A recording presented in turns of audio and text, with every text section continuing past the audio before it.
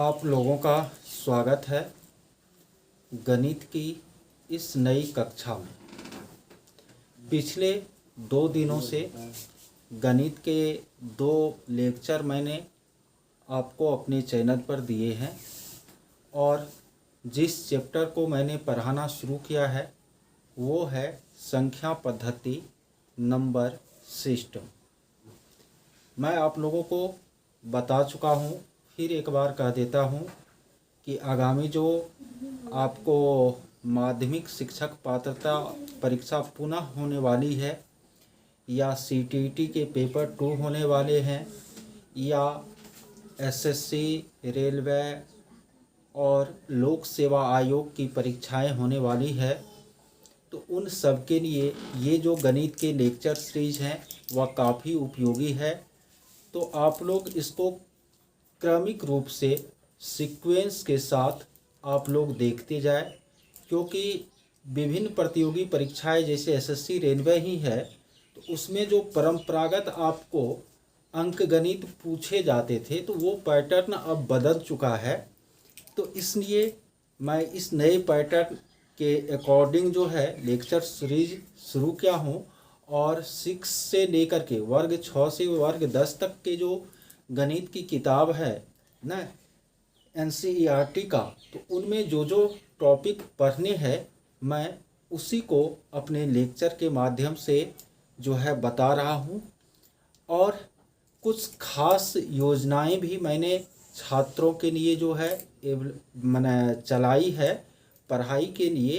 तो आप लोग वे जो योजनाएं हैं इस वीडियो के जो डिस्क्रिप्शन बॉक्स है उसको ओपन कर देख सकते हैं, पढ़ सकते हैं, और यदि आप सक्षम हो तो जुड़ सकते हैं, नहीं तो ये निःशुल्क चैनल पर उपलब्ध है ही, आप इसको देखें और जितना अधिक हो सकता है अपने सहपाठियों के बीच आप शेयर जो है ज़रूर करें, लाइक करें, कमेंट करें। और ऐसा करने से क्या होगा तो एक मोटिवेशन मिलेगा हमको और मैं जुनून के साथ अपने काम को आगे बढ़ा पाऊंगा। ठीक है, तो संख्या पद्धति की हम लोग 2 कक्षाएं पढ़ चुके हैं।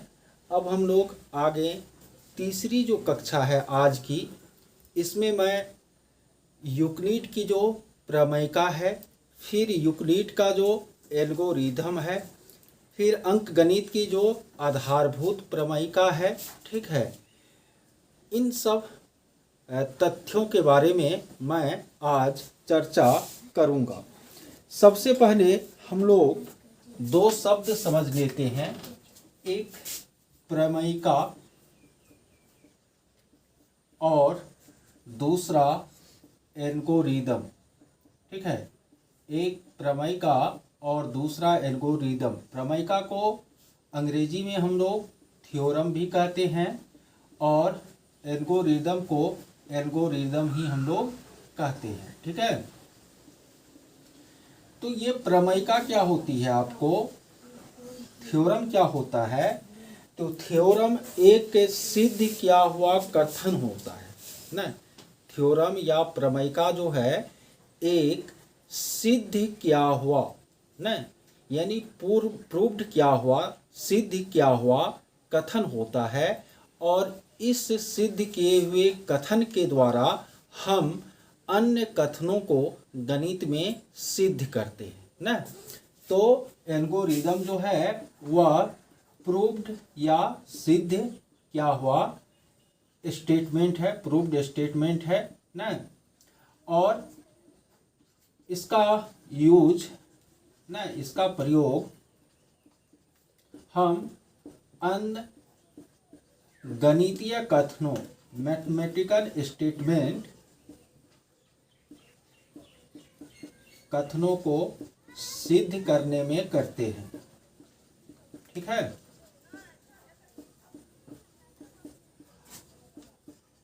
और ये तो हो गया आपको प्रमेयिका।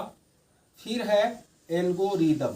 फिर क्या है, एल्गोरिदम। तो ये एल्गोरिदम क्या है, एल्गोरिदम जो है सुपरिभाषित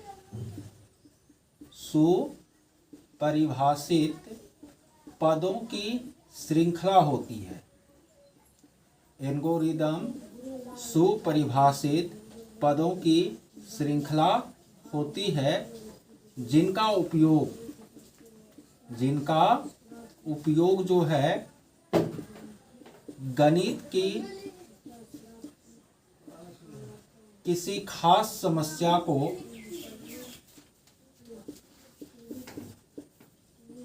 हल करने में होता है। गणित की किसी खास समस्या को हल करने में होता है। ये आपको एल्गोरिदम है। तो नंबर सिस्टम के अंतर्गत आप लोगों को यूक्लिड की प्रमेयिका पढ़नी है। ठीक है, यूक्लिड की प्रमेयिका पढ़नी है और फिर यूक्लिड का एल्गोरिदम भी पढ़ना है। ये दोनों चीज़ आपको पढ़नी है। वर्ग 10 के NCERT की जो बुक है उसका जो पहला चैप्टर है आपको वास्तविक संख्याएं, रियल नंबर्स, इसमें ये दोनों चीज़ आपको पढ़नी है, यूक्लिड थ्योरम और यूक्लिड का एल्गोरिदम। तो यूक्लिड थ्योरम जो है वह कहता है कि दो धनात्मक पूर्णांक, ठीक है, ध्यान दीजिए, दो धनात्मक पूर्णांक a और b हो, इसके अलावे दो अन्य अद्वितीय और ऋणात्मक पूर्णांक q तथा r इस तरह से हो कि a बराबर bq प्लस r, ना, दो धनात्मक पूर्णांक a और b दिए हो, इनके अतिरिक्त दो धनात्मक पूर्णांक q और r इस तरह से दिए हो कि a बराबर bq प्लस r, तो r का जो वैल्यू होगा, ठीक है, वह 0 से बड़ा और बराबर होगा r और r से बड़ा क्या होगा, b होगा ना। यूक्लिड का प्रमेयिका कहता है कि a और b दो धनात्मक पूर्णांक दिए गए हो और इनके अलावे दो अद्वितीय और ऋणात्मक पूर्णांक q और r इस तरह से दिए हो कि a बराबर bq प्लस r, तो r का जो वैल्यू होता है वह 0 के इक्वल या 0 से ग्रेटर होता है लेकिन b से छोटा होता है। तो देखिए, जब ये यहाँ पर a बराबर bq प्लस r है, आप एक सूत्र बचपन में पढ़े होंगे, भाज्य बराबर भाजक गुना भागफल प्लस शेष। तो यहाँ a जो है वह किसका काम कर रहा है, भाज्य का, b का काम, b किसका कर रहा है, भाजक का, q क्वोटिएंट या भागफल का जो है काम कर रहा है, और r जो है रिमाइंडर या शेष का काम कर रहा है। तो हम यूक्लिड थ्योरम को इस तरह से भी समझ सकते हैं कि भाग की क्रिया में शेषफल का जो मान है, भाग की क्रिया में शेषफल r का जो मान है वह भाजक से हमेशा क्या होता है, छोटा होता है और 0 या 0 से बड़ा होता है ना। यूक्लिड थ्योरम कहता है, सीधा अर्थ में, यदि ये गणितीय भाषा नहीं आप याद रखना चाहते, तो यह कहता है कि भागा आप जब भी कीजिएगा तो शेष का जो मान है ना वह भाजक से हमेशा छोटा होता है और 0 या 0 से बड़ा होता है। ठीक है, जैसे किसी संख्या में आप 5 से भगा देते हैं तो शेषफल क्या क्या आ सकता है। तो ये यूक्लिड का थ्योरम बताता है कि किसी भी संख्या में यदि हम 5 से भगा देंगे तो शेषफल 5 से हमेशा कम ही आएगा और 0 या 0 से बड़ा आएगा। तो 5 से भगा देने पर शेषफल या तो 0 आ सकता है, या तो 1 आ सकता है, या तो 2 आ सकता है, या तो 3 या तो 4 आ सकता है। यह है आपको यूक्लिड की प्रमेयिका। अब है यूक्लिड का एल्गोरिदम। देखिए, आप लोग 10th क्लास का बुक पढ़े होंगे। यूक्लिड का एल्गोरिदम जो है, इससे हम दो संख्याओं का HCF निकालते हैं। यूक्लिड का जो एल्गोरिथम है उससे हम दो संख्या का HCF क्या करते हैं, हाईएस्ट कॉमन फैक्टर ज्ञात करते हैं। और यूक्लिड का जो थ्योरम है वह आपको भाजक और शेषफल के संबंध को बताता है। इतना दिमाग में सेट रखिएगा कि यूक्लिड का थ्योरम भाजक और शेषफल के संबंध को बताता है, और यूक्लिड का जो एल्गोरिदम है वह दो संख्याओं के एचसीएफ जो हम ज्ञात करते हैं तो उसके बारे में क्या करता है, बताता है। यह कहता है कि दो धनात्मक पूर्णांक a और b दिए हो और a जो है b से क्या हो, बड़ा हो, तो यदि हमको एचसीएफ निकालना है तो हम b से a में क्या करते हैं, भाग देते हैं। b से a में क्या करते हैं, भाग देते हैं। शेषफल यदि q आ रहा है, भागफल q, और यहाँ पर जो शेषफल है वह r आ रहा है, ठीक है। तो यदि r आपको 0 के बराबर नहीं है तो फिर इस r से हम किसको भाग देते हैं, b को भाग देते हैं। इसी तरह एचसीएफ निकालते हैं, और ऐसा हम तब तक करते रहते हैं जब तक कि r का मान जो है 0 नहीं आ जाता है। तो जब शेषफल का मान 0 आ जाता है तो उस स्थिति में जो भाजक होता है वही दो संख्या का एचसीएफ होता है। यह कौन बताता है, यूक्लिड का एल्गोरिदम बताता है, ठीक है।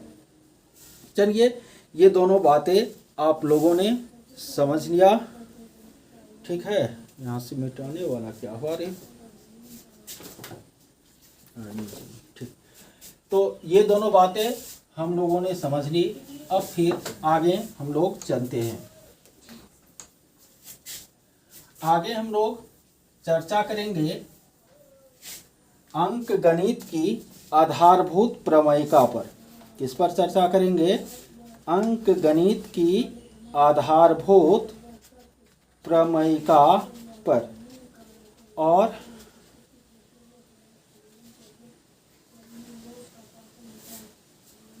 अंक गणित की आधारभूत प्रमेयिका, ठीक है। अंक गणित की आधारभूत प्रमेयिका, ठीक है। और यह प्रमेयिका जो है वह कार्ल फ्रेडरिक गॉस ने दी थी। हालांकि इसका वर्णन जो है, अंकगणित की आधारभूत प्रमेयिका का वर्णन सबसे पहले यूक्लिड ने किया था। ध्यान दीजिएगा, अंकगणित की आधारभूत प्रमेयिका का वर्णन सबसे पहले यूक्लिड ने किया था अपने पुस्तक द एलिमेंट्स में।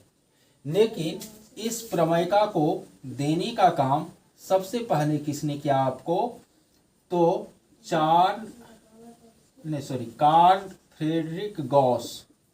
Karl Frederick Gauss. गॉस प्रमेय पढ़े होंगे आप लोग फिजिक्स में 11th 12th में। तो वही कार्ल फ्रेडरिक गॉस ने जो है अंक गणित की आधारभूत प्रमेयिका दिया। और जानते हैं इस गॉस को जो है गणित का राजकुमार भी कहा जाता है ना। कार्ल फ्रेडरिक गॉस को गणित का राजकुमार, प्रिंस ऑफ मैथमेटिक्स के नाम से भी क्या किया जाता है, जाना जाता है। तो अंक गणित की आधारभूत प्रमेयिका कहती क्या है, यह कहती है कि प्रत्येक भाज्य संख्या को अभाज्य संख्या के गुणनफल के रूप में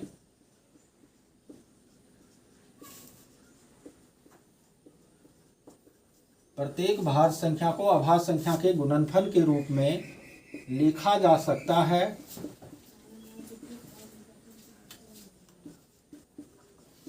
ये केवल क्रम को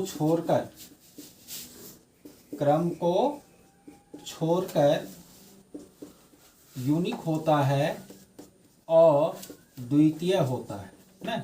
जितने भी आपको भाज्य संख्या है, कंपोजिट नंबर है, उनको प्राइम नंबर के प्रोडक्ट के रूप में ना लिखा जा सकता है, और ये केवल क्रम को छोड़कर अद्वितीय होता है। जैसे सबसे छोटी संख्या, छोटी भाज्य संख्या क्या है, 4 है। तो इसका यदि हम अभाज्य गुणनखंड करते हैं तो 2 गुना 2 आता है, तो इसको हम अभाज्य के गुणनफल के रूप में लिख सकते हैं। उसके बाद भाज्य संख्या 6 है, उसको हम 2 गुना 3 लिख सकते हैं या 3 गुना 2 लिख सकते हैं, लेकिन इसका निश्चित अभाज्य गुणनखंड 2 और 3 ही होता है। ऐसा नहीं है कि इसके अलावे कोई और इसका क्या हो सकता है, अभाज्य गुणनखंड हो सकता है। तो ये केवल क्रम को छोड़कर अद्वितीय होता है, ये है ना। तो क्रम केवल 2 गुना 3 के बदले 3 गुना 2 आप कर सकते हैं, लेकिन इसका अभाज्य गुणनखंड क्या होता है, फिक्स होता है, यानी क्रम को छोड़कर अद्वितीय होता है। जैसे कि मान लीजिए आपको 35 एक अभाज्य संख्या है, ठीक है, और नहीं सॉरी 35 एक भाज्य संख्या है, और इसको हम अभाज्य संख्या के गुणनफल के रूप में लिख सकते हैं। 35 को क्या लिख सकते हैं, 5 गुना 7, 5 भी अभाज्य है और 7 भी क्या है, अभाज्य है। केवल ये क्रम को छोड़कर जो है अद्वितीय है, यानी 5 और 7 के अलावा कोई और इनका अभाज्य गुणनखंड नहीं हो सकता। हाँ, 5 गुना 7 के बदले 7 गुना 5 हम लिख सकते हैं, लेकिन ये जो है फिक्स है कि 5 और 7 ही इसके अभाज्य गुणनखंड होंगे।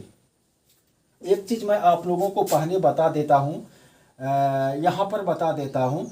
तो ये तो आप प्रमेय का समझ गए कि प्रत्येक भाज्य को अभाज्य संख्या के गुणनफल के रूप में लिखा जा सकता है, और ये क्रम को छोड़कर केवल क्या होता है, अद्वितीय होता है, ठीक है।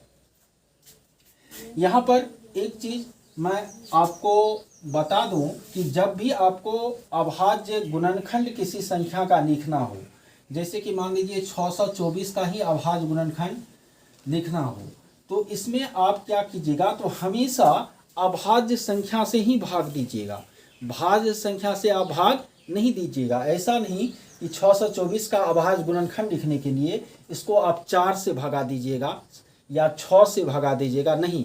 4 और 6 क्या है, भाज्य संख्या है। आपको अभाज्य गुणनखंड लिखना है तो अभाज्य संख्या से ही भागा देना पड़ेगा।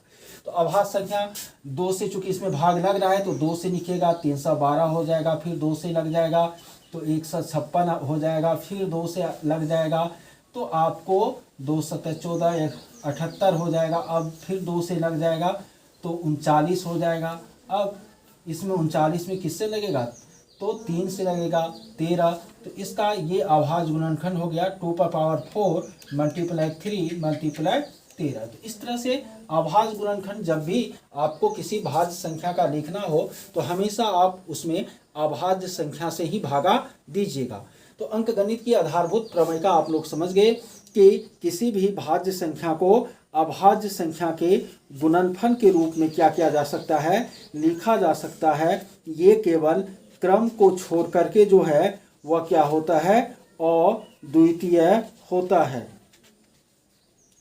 उसके बाद आप लोग को हम उस दिन ही बता दिए थे परिमेय और अपरिमेय को पहचानने के लिए, साथ ही साथ एक और टाइप का इसमें क्वेश्चन है कि अभाज्य गुणनखंड विधि से दो संख्याओं का एलसीएम और एचसीएफ कैसे निकालेंगे। तो ये आप लोगों को पता होगा पहले से न, अभाज्य गुणनखंड विधि से दो संख्याओं का एचसीएफ और एलसीएम कैसे निकालेंगे। तो अभी मैं इसको नहीं बताता हूँ, यदि आपको आवश्यकता है तो हमको कमेंट बॉक्स में कमेंट कीजिएगा। तो ये हो गई बात आपको संख्या पद्धति से संबंध। हाँ, एक बात और है कि कुछ क्वेश्चन है जैसे 6 पर पावर n, यदि n एक पूर्णांक है तो क्या यह कभी 0 पर खत्म हो सकता है। तो कोई भी संख्या यदि x to the power n के रूप में हो और x का जो गुणनखंड है वह यदि 2 गुना 2 पर पावर n गुना 5 पर पावर n के रूप का हो, तभी वह कभी जो है 0 पर जाकर के खत्म हो सकती है, नहीं तो नहीं हो सकती। तो इसका गुणनखंड क्या होगा, 2 गुना 3 होगा। तो 6 टू दी पावर n के रूप में हम कोई भी संख्या रखें तो कभी भी जो आएगा आपको प्राप्ति फल वह कभी भी 0 पर जाकर के खत्म नहीं होगा। तो इस तरह से संख्या पद्धति से संबंधित जो भी बातें थी, थ्योरम थी, वो मैंने आप लोगों को बता दी। और यदि आप चाहते हैं कि जो है प्रैक्टिस सेट भी हम सॉल्व करें तो वह ग्रुप के माध्यम से आप लोगों को उपलब्ध करवाया जाएगा चैप्टर बाय चैप्टर। और उसमें जहाँ जो दिक्कत होगी वो भी हमको कहिएगा, तो उसको मैं क्या करूँगा, सॉल्व करूँगा। अब इसके बाद आप लोग बताइएगा कि कमेंट बॉक्स में कि नेक्स्ट टॉपिक कौन सा बताया जाए, कौन सा चैप्टर शुरू किया जाए, एपी शुरू किया जाए, त्रिकोणमिति शुरू किया जाए, सांख्यिकी शुरू किया जाए, कि समीकरण शुरू किया जाए, कि ज्यामिति शुरू किया जाए। आप लोग ज़रूर कमेंट करके हमको बताइएगा, तो उस अनुरूप मैं कल फिर आप लोगों को लेक्चर दूंगा। बहुत बहुत धन्यवाद।